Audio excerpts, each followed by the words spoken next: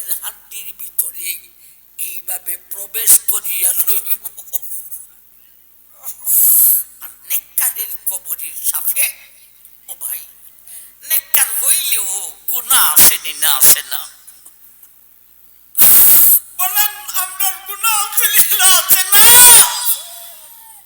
আমি বলেন ও মেহম্মদ, বদকারের কবরের সাথে বুকের একদিকের হাড্ডি আরেক দিকের হাড্ডির ভিতরে প্রবেশ করিয়া লইব। আর নেককারের কবরের সাথে তার জীবনে টুকিটাকি যত গুনাহ সেরে সমস্ত গুনাহ মাফ করিয়া দেওয়া হইব। এখন একটু সুবহানাল্লাহ বলছেন না?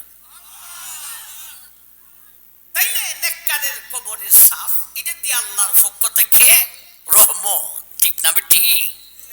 আল্লাহর পক্ষ থেকে রহমত। আল্লাহ আমাদেরকেও কবরের সাফ দিয়া আমাদের জীবনের গুনাহ মাফ করিয়ে দিও আল্লাহ। আবার ভাই, এই সাফের পরে আইব সুয়াল জবাব, প্রশ্ন উত্তরের জগৎ। দুই দিক থেকে আইসা লোকটাকে সাফ দিবে। কারে কারে কারে সাফ দিবে? মুসলমান কেউ, বেঈমান কেউ, নেককার কেউ, বদকার কেউ, নমাজি কেউ, বেনমাজি কেউ। কবরের সাপ থেকে কেউ বাঁচতে পারে, সবাইকে কবরের সাপ দেবে। আল্লাহর নবী কয়েকজন সাহাবায়ে কেরামকে নিয়ে একটা জানাজায় গেলেন। খবর খনন করা হইছে। কবরের ফারে দাঁড়াইয়া নবীজি নিচের দিকে তাকাইয়া বলেন, আহারে কবর, তুমি তো লোকটাকে সাপ দিবে। এক সাহাবী বলেন, আল্লাহর রাসূল, আজকে এই কবরে যারে রাখা হবে ইনি আপনার সাহাবী, তাই বলে কি ওনারেও সাপ দিবি? নবী বললেন, হ্যাঁ, আমার সাহাবী হলো কবরে সাপ। গুলি কইরা, ফায়ার কইরা এক গাড়িতে 10 জন ছিলেন। 10 জনের মধ্যে প্রায় 7 জন ছিলেন আমার উস্তাদ। এক ফায়ারি 10 জন একসাথে শহীদ হয়ে গেছে। ইন্না লিল্লাহি ওয়া ইন্না ইলাইহি রাজিউন। তো একদিন আসবে আমার ছাত্রয় ওয়াজ করবে আর খুইব। মিরপুরি আমার উস্তাদ ছিলেন, তিনিও চলে গেছেন। আমরা এমন একটা স্টেশনে আসি, এই স্টেশনটা পাঠাইছিনি কিছু লইয়া যাওয়ার জন্য।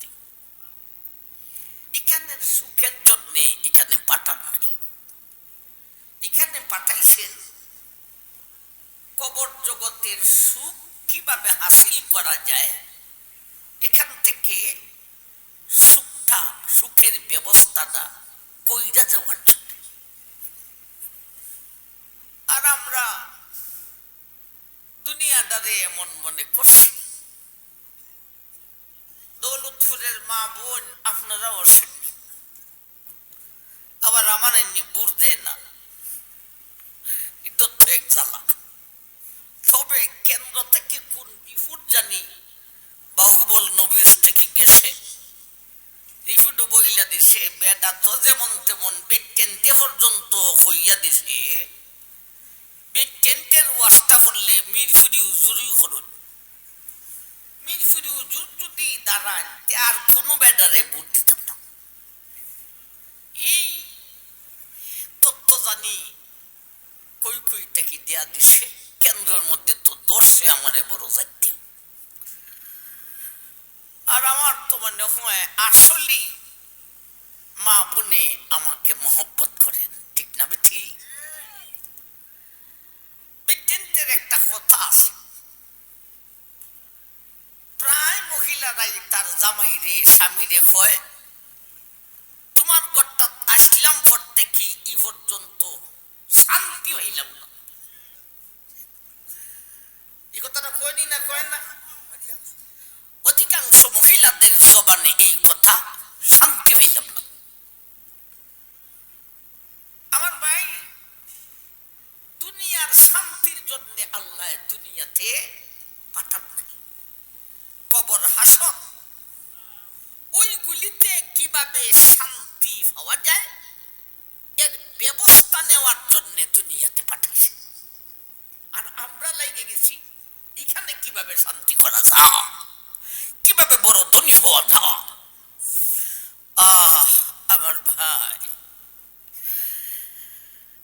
মনে করেন বিদেশ গেলেন, বিদেশ গেছেন কি বিদেশের শান্তির জন্য না দেশ আইয়া শান্তি করার জন্য? দেশ আইয়া শান্তি করার জন্য। এখন যদি বিদেশ যাইয়া এ যা বেতন পায় সব উড়ায় আর ট্যাঙ্কের উপরে ট্যাঙ্ক তুললে খায়, তাইলে কি শুদ্ধ করলো না ভুল করলো? সুতরাং দুনিয়ার জিন্দেগানিতে যারা দুনিয়ায় কিভাবে আমি বড় ধনী হইতাম সুখী হইতাম এই চিন্তা করে, এরা ওতে উনি ভাবে ভুল করল। ও মানুষ, দুনিয়ার সুখের জন্য দুনিয়া নয়, দুনিয়াতে পাঠাইছেন আখিরাতের সুখের ব্যবস্থা করিয়া যাওয়ার জন্য। ভাই অল্প কয়েকদিনের দুনিয়ার জিন্দেগানি, মাত্র কয়েকদিন। 100 বছরের বুড়া মানুষ এই প্যান্ডালের নিচে আসন্নি অর্জন নেই। আমি 35 বছর দুইটা ওয়াজ করি। আমার এই ওয়াজের শুরুতে ওয়াজের মধ্যে যেভাবে বুড়া মানুষ পাইছি, এখন এইভাবে বুড়া মানুষ পাই না। দুনিয়ার বয়স যত বাড়তেছে মানুষের বয়স তত কমতেছে। আমার ভাই, কখন ডাক্তার চলে আসবে? এই দুনিয়াটা সারিয়া কবর জগতে চলিয়া যাইতে হবে।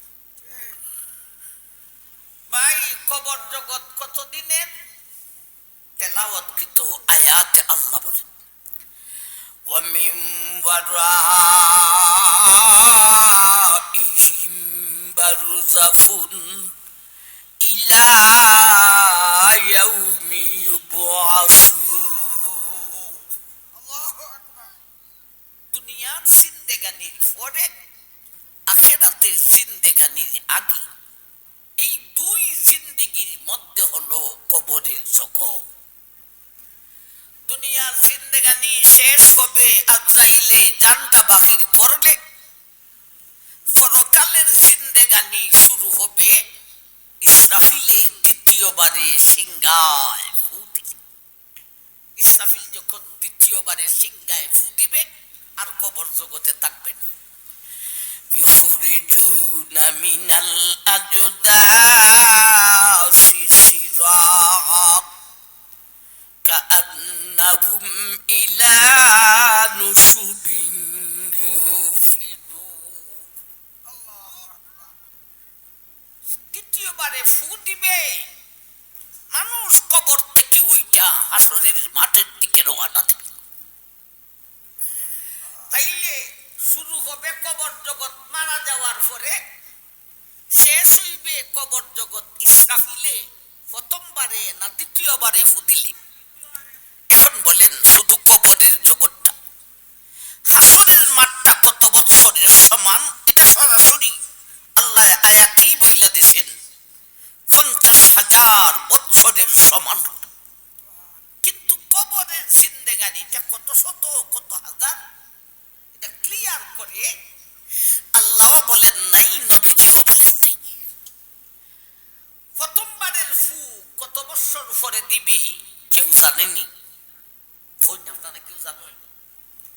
আরে আপনি আমি তো দূরের কথা, স্বয়ং আল্লাহর হাবিব পর্যন্ত জানেন।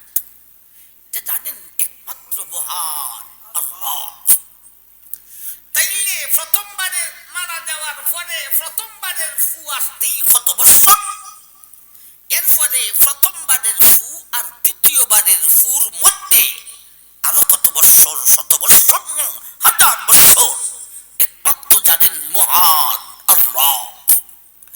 এত লম্বা কবর জিন্দেগানি, তাও একা একা। ও দৌলতপুর বাহুবলের ভাই, বাহুবলের বোন, ওই কবর জিন্দেগির জন্যে কোন, ওই কবরের জিন্দেগির সুখের জন্যে কোন ব্যবস্থা করে। আমার ভাই কবরে রাখার পরে কবরে, স্বয়ং কবরে কথা বলে। সুবহানাল্লাহ বলতেন না? কি কথা বলে? নেককার হইলে এক জাতির কথা বলে, বদকার হইলে আরেক জাতের কথা বলে। নেককার হইলে কয়, ও মিয়া আমার মধ্যে আসছো, তোমার আশাটা ধৈর্য হয়েছে, কিছুক্ষণের ভিতরেই আমার মধ্যে তুমি তোমার সুখটা দেখতে পাইবে। আর বদকার হইলে কয়, এই জাতি তুই আমার মধ্যে আসছো, তোর আশাটা ধন্য হয় নাই, কিছুক্ষণের ভিতরেই আমার মধ্যে তুই তোর শাস্তিটা দেখতে পাবি। এমন মুহূর্তে এক ফিরিস্তায় কবরকে বলে, কবর তুই যে লোকটারে এইভাবে ভয় দেখাইতেছ, লোকটা যদি নেককার হয় তাইলে তুই কি করবি? কবরে তখন ফিরিস্তারে উত্তর দেন, ও ফিরিস্তারে, লোকটা যদি নেককার হয় আমি কবর মুহূর্তের ভিতরে জান্নাতের বাগান বনিয়া যাইব। লোকটা যদি বদকার হয় রে, আমি কবর মুহূর্তের ভিতরে জাহান্নামের গাড়া বনিয়া যাইব। নেককার বদকার বুঝেননি? পাঁচ ওয়াক্ত নামাজ পড়ে না হে নেককার না বদকার? উত্তর দিন। রমজানের ফরজ রোজা আদায় করে না নেককার না বদকার? সুদ খায়, ঘুষ খায়, মদ খায়, জুয়া খেলে, গান গায়, নেককার না বদকার? বেডি ফেট দেখাইয়া ফিট দেখাইয়া রাস্তায় গাড়ে ঘুরে, মাইলাতুন মুমিলাত বেডা পাগল করতে চায়, বেডা বেডির ফেট কান দেখা পাগল হইয়া যায়। এই জাতের বেফরদা দুইস্তি বেডি নেককার না বদকার? আমার ভাই যৌবন জ্বালায় সেরাসিরি ফেম ফিরিতি করে, নেককার না বদকার? আমার ভাই ছাড়, কবরে কথা বলার পরে এরপরে কবরের জগৎ দুই দিক থেকে আইসা লোকটাকে সাপ দিবে। কারে কারে কারে সাপ দিবে? মুসলমান কেউ, বেঈমান কেউ, নেককার কেউ, বদকার কেউ, নমাজি কেউ, বেনমাজি কেউ, কবরের সাপ থেকে কেউ বাঁচতে পারে, সবাইকে কবরে সাপ দিবে। আল্লাহ নবী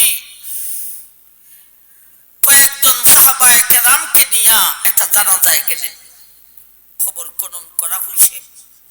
কবরের ফারে দাঁড়াইয়া নবীজি নিচের দিকে তাকাইয়া বলেন, আহারে কবর, তুমি তো লোকটাকে সাপ দিবে। এক সাহাবী বলেন, আল্লাহ রাসূল, আজকে এই কবরে যারে রাখা হবে ইনি আপনার সাহাবী, তাই বলে কি ওনারেও সাপ দিবে? নবী বললেন, হ্যাঁ, আমার সাহাবী হলো কবরে সাপ দিবে। এরপরে নবী বললেন, যদি কবরের সাপ থেকে বাঁচতেন, আমার একজন সাহাবী ছিলেন, বহু ঊর্ধ্ব লেভেলের মর্যাদাওয়ালা জলিলুল কদর সাহাবী হযরত সাদ ইবনে মুআয, ইনি বাঁচতেন। যদি কবর জগতের সাপ থেকে বাঁচতেন তাইলে ইনি বাঁচতেন, অথচ ইনি পর্যন্ত বাঁচতে পারতেন।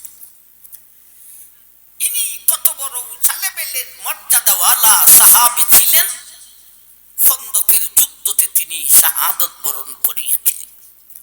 ইনি শাহাদত বরণ করার পরে, উনার ইন্তেকালের পরে উনার শানে আল্লাহ রাসূল বাস্তব কিছু কথা বলেছিলেন। তাইলে বুঝতে পারবেন ইনি কত বড় মর্যাদাওয়ালা সাহাবী ছিলেন।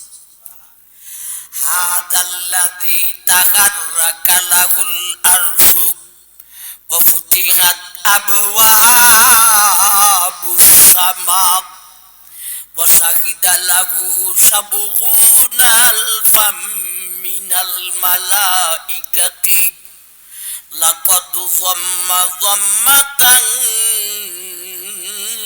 সুম্মা ফুতিজা আনহু। এ সাহাবায়ে কেরাম, আমার সাহাবীর শাহাদাতের পরে, আমার সাহাবীর ইন্তেকালের পরে আমার সাপকে খাইয়া আল্লাহর আরশ পর্যন্ত খুশিতে নাচতেছিল।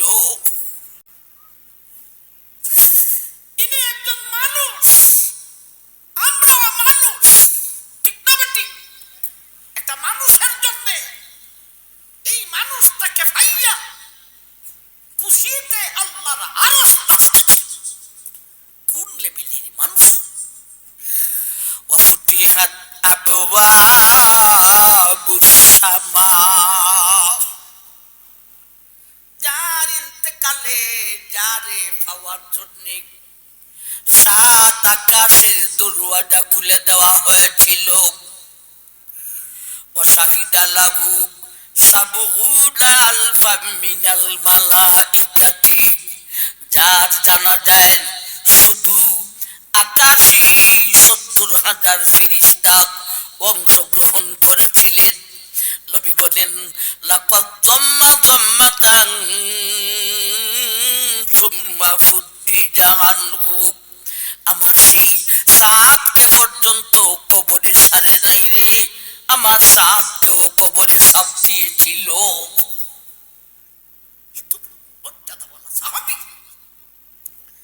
এই ওয়াজ যখন আম্মা আয়েশা রাদিয়াল্লাহু তাআলা আনহা নবীজি থেকে শুনলেন, আম্মা সাথে সাথে নবীজিকে প্রশ্ন করলেন, আল্লাহ রাসূল, সবাই যে কবরে সাপ দিবে, মুসলমান, বেঈমান, নমাজি, বেনমাজি, নেককার, বদকার, সবাই রে? নবী বলেন হ্যাঁ সবাইকে। তাইলে আল্লাহ নবী ঈমান এনে লাভ হইল কি? সবই তো সমান। নামাজ পড়ে লাভ হইল কি? নেককার হইয়া লাভ হইল কি? সবাই তো সমান। নবী বললেন আয়েশা গো, কবরের জগতে সবাইকে সাপ দিবে, তবে সমান নয়। নেককারের কবরের সাপ আর বদকারের কবরের সাপে আকাশ পাতালের চাইতে আরো বেশি ব্যবধান। এখন মূল কথা আসতেছি, ঠিক না বেটি? এক জাত না বেশ কম? উত্তর দে, বেশ কম। কি বেশ কম, কি ব্যবধান? নবী বললেন আয়েশা, নেককারের কবরের সাপটা কেমন? ধরো একটা মানুষের মাথা ব্যথা করে, আরেকজনে তার মাথাটারে টিঁচা দেয়, নেককারের কবরের সাপটা হলো সেই রকম। ও আয়েশা, বদকারের কবরের সাপটা কেমন জানো নি? একটা ডিমের উপর বাড়ি পাথর রাইখা দিলে ডিমটার যে অবস্থা, বেহুমাটি বেহুদাতা সুৎকুর কুস্কুর মৎকুর জুয়াকুর, কবরের সাফি তোর সেই অবস্থা। সমান না ব্যবধান? সামান্য ব্যবধান না আকাশ পাতালের চাইতে আরো বেশি? আমার ভাই আরো বলেছেন নবীজি, এ আয়েশা গো, ও আমার সাহাবায়ে কেরাম, বদকারের কবরের সাথে তার কবরটাকে সংকীর্ণ করিয়া দেওয়া হইব, নেককারের কবরের সাথে তার কবরটাকে প্রশস্ত করিয়া দেওয়া হইব। কতটুক প্রশস্ত?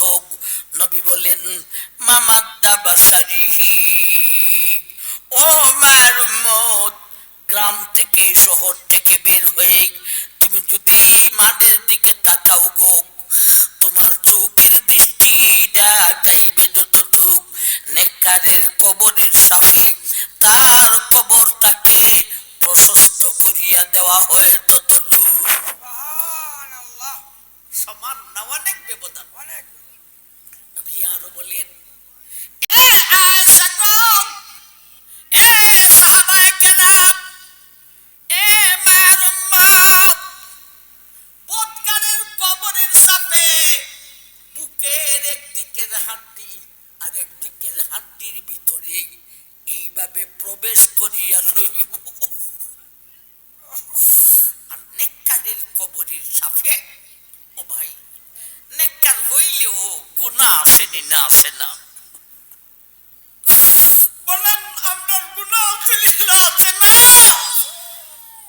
নবী বলেন, ও মায়ের উম্মত,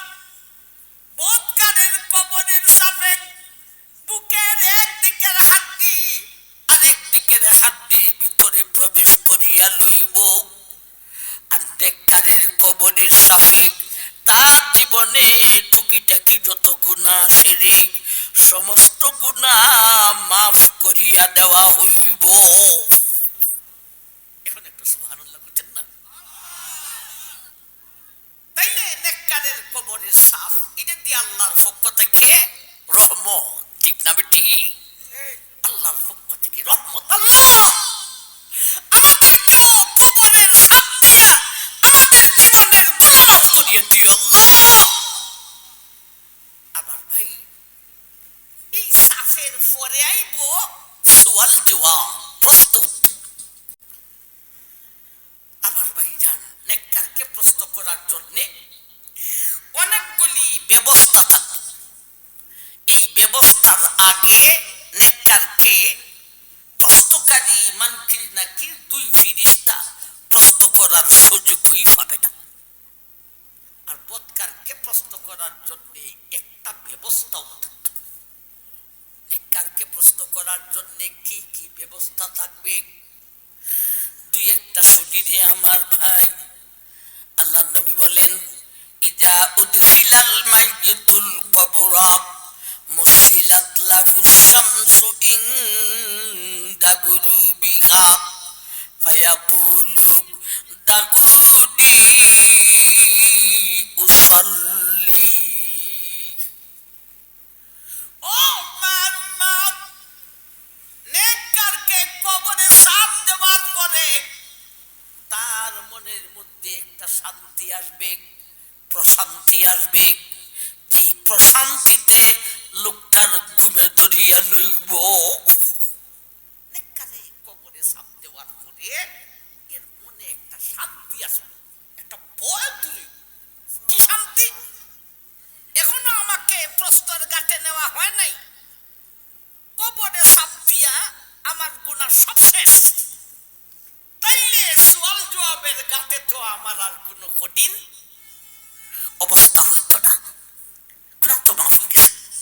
এই শান্তিতে লোকটার ঘুমে ধরে যাব। সুবহানাল্লাহ করতেন। আল্লাহ আমাদের অবস্থা কবর জগতে তেমনি করিয়া দিও। ঘুমা ধরে মাই মানকির নাকির যখন প্রশ্ন করতে আসবে তখন তার ঘুমটা ভাঙবে। ঘুম ভাঙ্গার সাথে সাথে সে যে কবর জগতে গেছে এই কথা তার মুঠেও স্মরণ নাই। হে ভাবতেছে আমি এখনো দুনিয়াতে। আমার মাই কবর জগতে দিন রাতি নাই, চন্দ্র সূর্য নেই, কিন্তু আল্লাহর কুদরতের পক্ষ থেকে তারে সূর্য দেখানো হবে। এই কথাটাই নবীজি বলেন ইদা উদখিলাল মাইয়িতুল কবরা মুসিলাত লাহু শামসু ইনদা গুরুবিহা। লোকটার ঘুম ভাঙতে সূর্য দেখতে পাইবেন। সূর্যটা কোথায়? ইনদা গুরুবিহা। সূর্যটা অস্ত যাওয়ার উপক্রম হইয়া গেছে, বেশি সময় বাকি নেই। লোকটা নামাজি মানুষ, তার ভিতরে জ্বালা হইল আমি তো আসরের নামাজ পড়ছি না রে, সময় বড় কম, জলদি করে আসরের নামাজ পড়তে হইব, নাইলে আজকে আসরের নামাজটা কাজা হইয়া যাইব। সত্যি নামাজি নামাজ পড়লেই শরীরটা পাতলা লাগে, ঠিক না বেটি? আর নামাজটা যদি তাইকে যায় শরীরটা বারবার লাগে। নামাজি মানুষ নামাজ আদায় না করলে বিচ্ছে শান্তি দেয় না জ্বালা দেয়? জ্বালা দেয়। লোকটার বিচ্ছেও জ্বালা। হাই রে আমি আসরের নামাজ পড়ছি না, সময় তো বড় কম, জলদি আসরের নামাজ পড়তে হবে। হঠাৎ করে স্মরণ হয়ে গেছে হাই রে আমি তো আবার ঘুম থেকে উঠছি রে। আরে ঘুম থেকে উঠলে তো উঁচুও থাকে না, তাইলে আগে উঁচু করিতে হইব। উঁচু করতে হলে পানি আগে তালাশ করতে হইব। লোকটা বেচাই অশান্ত, ডানে বামে পিছনে সামনে পানি কই পানি কই। এমন মুহূর্তে মুনকির নাকির আইয়া কয় মার রাব্বুকা। এর এমন গুসা উঠে বেটারে মুনকির নাকির দিয়ে ধমকি মাইরা কয় তাহমি উসাল্লি প্রশ্ন হুররার করে প্রশ্ন হুররা প্রশ্ন করার আর সময় পাইছে না এই বেটা সত্যি সূর্য কই আমি আসরের নামাজ পড়ছি না বে ঘুম থেকে উজুও নাই আমি আসি আমার দলায় পানি কেমনে ভাইতাম উজু কেমনে করতাম আর তুই এই ছুটি গেল মার রাত বুকা হইতে তাহমি উসাল্লি কাবিরা আসরের নামাজ পড়ার সুযোগ সুবহানাল্লাহ এই ধমকি খাইয়া মুনকির নাকির সাইডে দাঁড়িয়ে যাবো ও বাবা এটা কিসের পাওয়ার ফাসক্তি নামাজের পাওয়ার ও বাহুবলের বুট ও বাহুবলের বাঘ ও দৌলতপুরের মা দৌলতপুরের বাবা নমাজি ভাই নমাজি বুল খুশি হও খুশি হও খুশি হও আমাদের নামাজের একটা পাওয়ার আছে আমাদের নামাজের একটা পাওয়ার আছে আমার ভাইজান এই কথা শুই না মুনকির নাকির সাইডে দাঁড়িয়ে থাকা নেককারকে প্রশ্ন করার জন্য অনেক ব্যবস্থা হবে আরেকটা ব্যবস্থা হবে যদি লোকটা তাহাজ্জুদ গুজার হয়ে রে ওয়াহুম কলিল এরা সংখ্যায় বড় কম আল্লাহ আমাদেরকে তাহাজ্জুদ গুজার বানিয়ে দাও কথায় কথা আসে রে আল্লাহ নবী বলেছেন ও আমার উম্মতের পুরুষ তাহাজ্জুদের নামাজে আল্লাহ তোমার যেই কণ্ঠ দিয়েছেন সেই কণ্ঠটা সারিয়া সুরে সুরে তেলাওয়াত করিও আস্তে তেলাওয়াত করলো ওই তবে নিয়ম হইল মধুর কণ্ঠ দিয়া সুরে তেলাওয়াত করো আর মহিলাদের জন্য তাহাজ্জুদের নিয়ম আস্তে তেলাওয়াত করো আল্লাহ রাসূল তিনিও তাহাজ্জুদের নামাজে দুই জাহানের বাদশা বাড়িটা ছিল আমার বাইরে ভাঙ্গা খেজুর পাতার ঘর ওই ভাঙ্গা খেজুর পাতার ঘরে শেষ রাতে শেষ রজনীতে আল্লাহর হাবিব দাঁড়ায়া দাঁড়ায়া তাহাজ্জুদের নামাজ পড়তেন নবীজি কণ্ঠ সারিয়া তেলাওয়াত করতেন আল্লাহর হাবিবের কণ্ঠর সিরিয়ালটা কত জানো নি রে দুনিয়ার মধ্যে কণ্ঠ বাবা অহন্ত হতো গানাদার বিটেন সিরিয়ালও আছে ভারতের হিন্দি গানও থাকবে ও দুনিয়ার মানুষ দুনিয়ার আদম থেকে নিয়ে শেষ মানুষটা পর্যন্ত কিসের গানাদার আর কিসের নায়ক নায়িকা রে দাউদের কণ্ঠর মতো জগতের কণ্ঠ কারো নেই দাউদ বিশ্বের সর্বযুগের সমস্ত জনের কণ্ঠের মধ্যে দাউদ হলেন সিরিয়াল নম্বর 1 কিন্তু আল্লাহর হাবিবরে যখন দাঁড় করানো হইব সিরিয়ালে দাউদের সিরিয়ালটাই বদলিয়ে আপনি আমার নবীর মধুর কণ্ঠের সিরিয়াল চলে আসবে কি একমাত্র আল্লাহর পরেই মধুর কণ্ঠের অধিকারী আল্লাহর হাবিব ওই আল্লাহর হাবিব শেষ রজনীতে ভাঙ্গা খেজুর পাতার ঘরে দাঁড়িয়ে দাঁড়িয়ে তাহাজ্জুদে যখন মধুর কণ্ঠে থাম দিতেন রে উতবা সাইবা রাবিয়া আবু জাহেল সেই ভাঙ্গা খেজুর পাতার ঘরের বাহিরের কোনায় কোনায় দাঁড়াইয়া দাঁড়াইয়া শুনতো আল্লাহ দাইকা বলতেন হাবিব রে শুধু উতবা সাইবা রাবিয়াই শুনে না স্বয়ং আমি আল্লাহ তোমার তাহাজ্জুদের তেলাওয়াত শুনি রে হাবিব আমি আল্লাহর কাছে বড় মজা লাগে আমার বাবা নবীজি বলেছেন ও আমার উম্মতের পুরুষ তাহাজ্জুদের নামাজের মধ্যে কণ্ঠ সারিয়া জোরে জোরে তেলাওয়াত করো কারণ কি জানো নি রে জমিনের মধ্যে একদল রহমতের ফেরেশতা আছে রে এরা জমিনে শেষ রজনীতে ভ্রমণ করে তালাশ করে কেউ নি তাহাজ্জুদের নামাজ পড়ে তার তাহাজ্জুদের তেলাওয়াতটা শুনিত তাহাজ্জুদ গুজার মারা যাওয়ার পরে যখন তারে গোসল দিয়া কাফন পরিধান করানো হয়, তার কাফন আর বুকের মাঝখানে এসে তাহাজ্জুদ দাঁড়াইয়া যাও। মতলব কি? দৌলতপুরের বুনগ, তুমি মারা গেলে তোমার স্বামী কবরের সাথে যাইবে না। এ সার্কিটের ভাই, তুমি মারা গেলে তোমার বেগম তোমার সাথে কবরে যাইবে না, সন্তানাদি যাইবে না, ভাই বন্ধু যাইবে না, পাঁচ ওয়াক্ত নামাজ যাইব, বিশেষ করে তাহাজ্জুদ থাকলে যাইব রে। তাহাজ্জুদ কাফন আর বুকের মাঝখানে এসে দাঁড়ায়। মতলব হইল আমি তোমার সাথে কবর জগতে থাকবো, কেউ সঙ্গী না হইলেও আমি তাহাজ্জুদ কবর জগতে তোমার সঙ্গী হইলাম। তাহাজ্জুদ বুঝার কি? কবর জগতে রাখার পরে মনকির নাকি যখন প্রশ্ন করতে আসে আমার ভাইজান, তখন তাহাজ্জুদের জবান খুলিয়া যায় না। কি কইতেন না? তাহাজ্জুদের জবান খুলিয়া যায়। তাহাজ্জুদে কয়, ওই মিয়া প্রশ্ন করতে ইচ্ছো?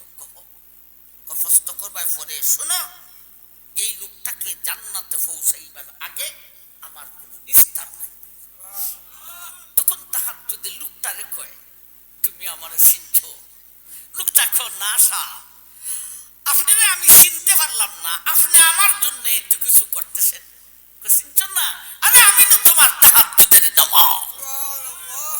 আল্লাহর নবী বলেন, তখন তাহাজ্জুদে মুনকির নাকিরের সামনে, লোকটারও সামনে আল্লাহরে ডাইকা বলে, ও মাবুদ মওলা, এই লোকটায় দুনিয়ার জগতে শেষ রজনীতে আমি তাহাজ্জুদের জন্য মধুর ঘুম ঘুমাইতে পারে নাই, সুতরাং মওলা রে, মাবুদ রে, আমাকে ইজাজত দাও, অনুমতি দাও, পারমিশন দাও, আমি তার সুখের ব্যবস্থা করতে চাই। আল্লাহ বলেন, ও রে তাহাজ্জুদ, আমি তোমার ইজাজত দিলাম, অনুমতি দিলাম, পারমিশন দিলাম, যেই ধরনের সুখের ব্যবস্থা করতে চাও করিয়া লও। তাহাজ্জুদে মুনকির নাকিরে কয়, আমার আল্লাহর কথা শুনছো? ও শুনছি। শুনে যদি থাকো তাইলে আমার কথা শোনো, আল্লাহ আমাকে স্পেশাল পাওয়ার দিয়েছে, আমি এখন তার সুখের ব্যবস্থা করার জন্য প্রথম নম্বর আকাশ দেখব, সেখান থেকে আসার আগ পর্যন্ত সাবধান, লোকটাকে তোমরা প্রশ্ন করতে পারবে না। আসক্তি নামাজে দিল একদম কি দিয়া, তাহাজ্জুদে দিল আরেকদম কি দি। নবী বলেন, তাহাজ্জুদ তখন প্রথম নম্বর আকাশে যায় রে, সেখানে গিয়া আকাশী 1000 ফেরেশতারে সঙ্গে করে আনে রে। আমার ভাই, আবার এদের হাতে আকাশী ফুল থাকে রে, 1000 জনের হাতে 1000 ফুল, আবার 2টা ফুল এক জাতের নয় রে, 1000 ফেরেশতার হাতে 1000 জাতের ফুল নিয়া তার তাহাজ্জুদে এদেরকে নিয়া তার কবরের জগতের ভিতরে প্রবেশ করিয়া লোকটাকে মধ্যখানে রাখিয়া তার চতুর্দিকে সারিবদ্ধ হইয়া যায়। মতলব কি জানো নি রে? এরা বুঝাইতে চায়, ও মিয়া, তোমারে মাত্র 3টে প্রশ্ন করা হইব গো, উত্তর না দিতে পারলে জাহান্নামী, আর উত্তর দিতে পারলে তুমি জান্নাতি। ওই 3টে প্রশ্নের উত্তরে যদি তুমি আটকা হইয়া যাও, আমরা আকাশী 1000 ফেরেশতা তোমার চতুর্দিকে সারিবদ্ধ হয়ে আছি, তোমার প্রশ্নের উত্তরে আমরা সাহায্য করিব।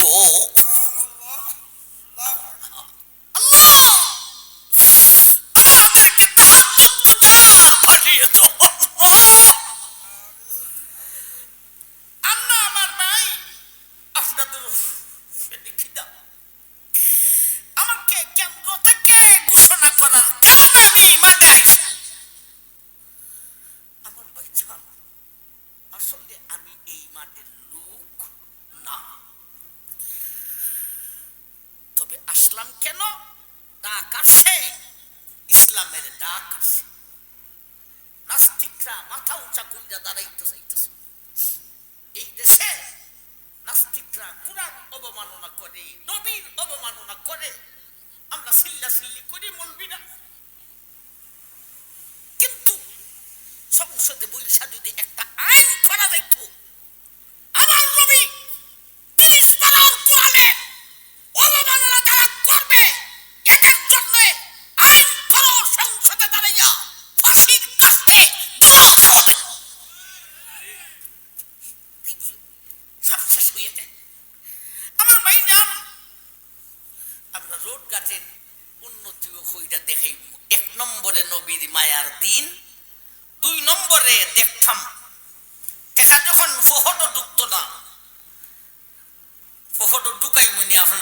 ধারণা হয় 35 বছর দুইটা ওয়াজ কইরা তফসির কইরা মাদ্রাসা পড়াইয়া জান্নাত হওয়ার জন্য আর এখন সে জীবনে এমপি হইয়া আর কদিন আছি হই সাইডের কাছাকাছি হয়ে গেছে ওখান বিদ্যুৎ দুজো হইতে এটা সম্ভব নয় পকেটে যখন টাকা ঢুকবে না তখন দুইটা উপজেলা একটা গ্রামও বাকি থাকবে না যেই গ্রামে গাছ যাবে না ইনশাআল্লাহ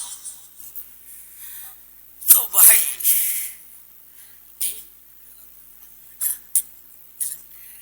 আল্লাহ আমাদেরকে কবরের জীবনে নেককার বানাইয়া নিও আল্লাহ বদকার বানাইয়া নিও না আমিন